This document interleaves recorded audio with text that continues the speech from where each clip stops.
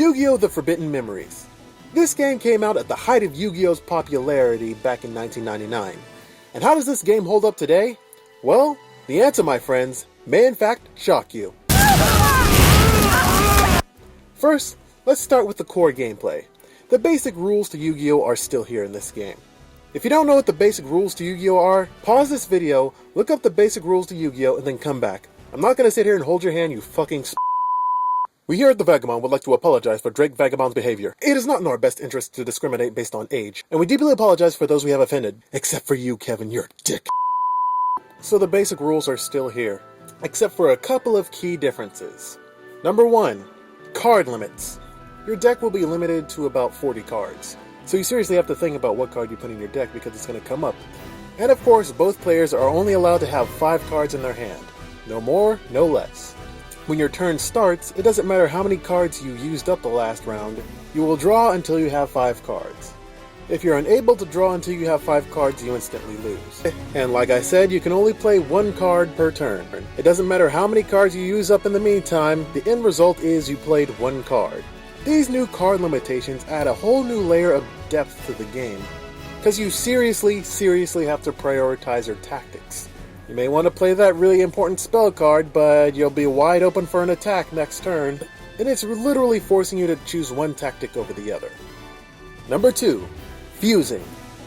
This game does not require polymerization for you to fuse. If you want to fuse some monsters together, take the 2 monsters from your hand and fuse them together, and they will make a new monster.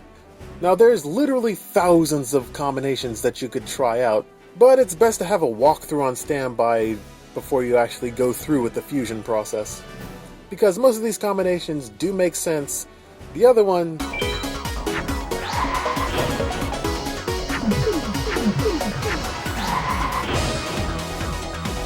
And the fusing isn't limited to just variations of the card. See, the card isn't just categorized by its type and its element, it's also categorized by gender and species. For instance, the Dancing Elf. It is a fairy type, and it is light. It is also an elf and a female. So let's say you want to fuse a beast and a female. So that's an element that plays a part in pretty much 80% of the fusion process. And of course, number 3, card support. All spells in the game, when used, disappear from existence. For instance, there is no field spell zone, equip cards do not stay on the field, and of course there is no graveyard to pull from, unless you're using Monster Reborn. So after the spell's use, it clears up some space on the board, which I guess was a feature to prevent the game from getting too cluttered, which really shouldn't be much of an issue, since if you're really good at the game, then the duel's not really going to last too long. But whatever, it's a nice feature. Number 4, weaknesses. Each monster card comes with 2 celestial signs. When you're about to play the monster, you're allowed to pick one of those signs, and then the monster is in play. Each sign will determine on a different level what the card will be weak against or strong against. And that actually is a very good game changer. Although each and every power-up is only 500 points, that 500 points will make a difference in the long run. Like if you need an extra 500 points to get over a monster that's too high. Or you need extra 500 defense points to protect yourself from being killed. And there's 2 circles of strengths and weaknesses. Sun beats Moon, Moon beats Venus, Venus beats Mercury, Mercury beats Sun. And then the second circle, Mars beats Jupiter, Jupiter beats Saturn, Saturn beats Uranus, Uranus beats Pluto, Pluto beats Neptune, Neptune beats Mars. Just warn me if I have to fuck a horse to unlock a door, huh? I see Konami tried to make this game look competitive, and there's a lot of potential here for that. The games move at a steady pace, the rewards are fair, and the chances of winning are very even. Of course, the one thing everyone likes about a digital card game, you can input your own cards and build your own deck. What in the fuck?! Yeah, this is one of the game's many flaws that keeps it from being its own thing.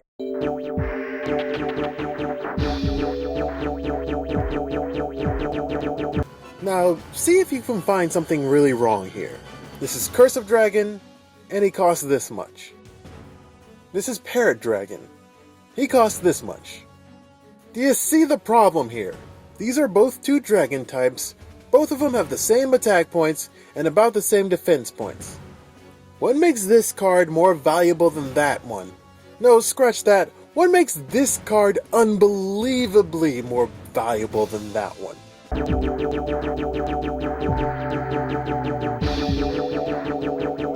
Fusing, like I said, was a really good experimental phase for this game, but really, once you figure out the fusing process, your ideas for building a deck are very, very limited. Your ability to fuse will fall into two very distinct categories: dragon support or female support. The amount of cards that support dragons and females are vastly superior to any other strategy that you might be thinking up. So really, you only have two options for a type of deck that you want, thus limiting your strategies. I also don't like the fact that there's no other possible way to obtain new cards, besides just dueling opponents. So yeah, you're gonna have to resort to cheating.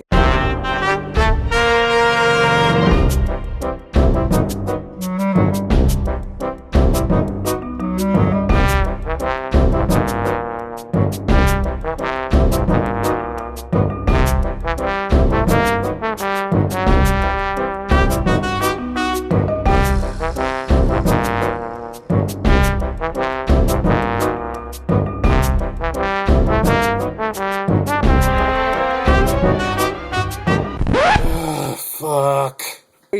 Yeah, you see the very overly complicated process you have to go through to actually play the game on a certain level? I also don't like how the game rewards you. Throughout the entire story campaign, when you beat a duel, you are rewarded with a certain amount of star chips, based on how quick you won the game. Not based on how well you played it. Beating the game in about 3 turns earns you 5 star chips and an S rating. Beating the game in about 6 or 7 turns earns you a C rating and 3 star chips. And the only thing you use the star chips for are unlocking passwords so you can get your own cards, but really the cards you really want are...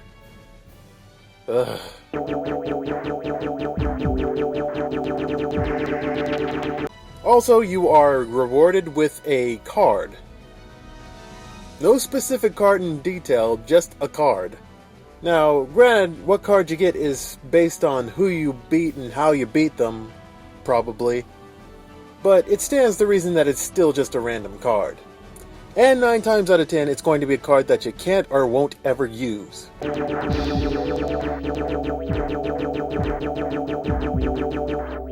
It's like the developers spent so much time trying to tweak the elements for the multiplayer experience that they forgot to tweak the mechanics for the single player experience.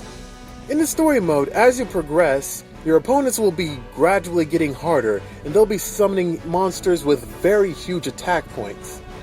You, on the other hand, just figured out how to make Stone Dragon.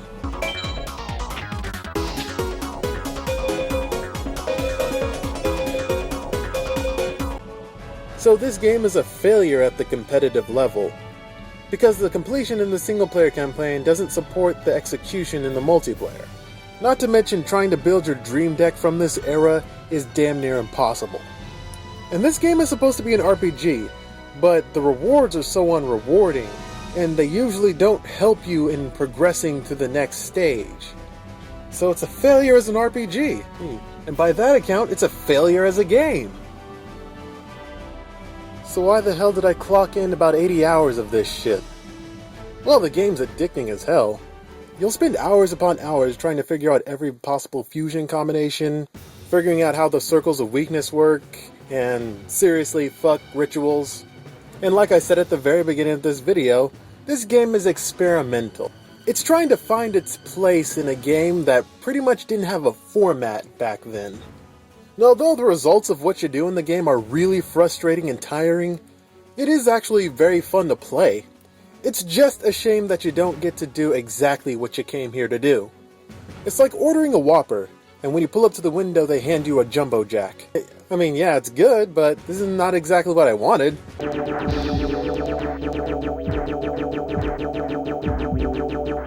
And I know how to correct all these mistakes here. First of all, the password prices, drop them significantly. Like, they shouldn't surpass 300. Next, make the rituals the same as the fusing. Instead of ritual cards requiring monsters by name, just have them sacrifice a number of monsters. No levels included, no specific monsters, just a number of monsters. With some exceptions, of course. The monsters that are outrageously priced, how about you let us fuse for them? It's kind of disheartening knowing that your opponent has the ability to completely destroy you every turn, and the highest you can make is Twin-Headed Thunder Dragon. Let us be able to fuse for Blue Eyes or Dark Magician or Red Eyes Black Dragon. Let us fuse for those things a lot more easily than what's being presented here. Instead of rewarding the player based on how fast you win the game, how about you just let us wager? And don't put a limit on how many you can wager. You can lose all your star chips at once. And if you lose all your star chips, then you instantly lose and you get sent back to the most recent save. And lastly, when we win duels, reward us with cards from the opponent's deck, instead of just random cards that the opponent might be using. Now, I'm not asking for a Blue Eyes White Dragon, but I at least warrant a Sword Stalker. It's already depressing enough that I don't make enough money and can't afford to get anything. The least you could do is actually reward me with better cards. That's all I'm saying. I don't need a 5th copy of Dancing Elf.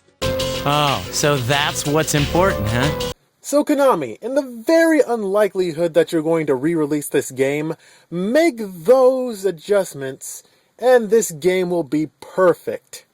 I mean, with the amount of experimentation that you threw into this game, what could you do to make it even better?